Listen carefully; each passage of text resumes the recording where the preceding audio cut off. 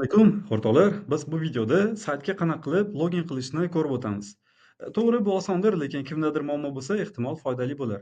Demak, saytga Medstone.uz deb saytga kirganingizda xohlagan brauzerda yozing, chiqarib beradi. Google'da chiqarib beradi.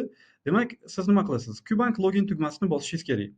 Kubank login tugmasini bossangiz, o'rtoqlar, o'zi avtomatik kirib ketdi, chunki avval kirganingiz uchun. O'zi odatda hamma brauzerlar shunaqa eslab qoladi.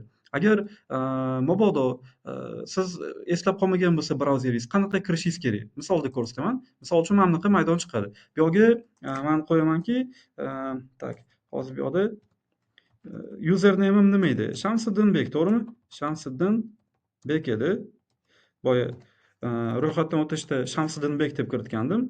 Bu yoqda esa parolimni ocha olaman. To'g'ri bo'layotganini tekshirish uchun Shamsiddinbek Medstone deb yozgandim. To'g'ri ekanligini tekshirib olaman.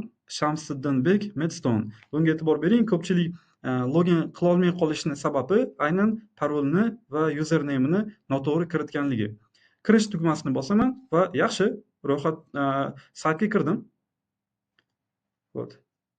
Mana hozir saytga kirdim.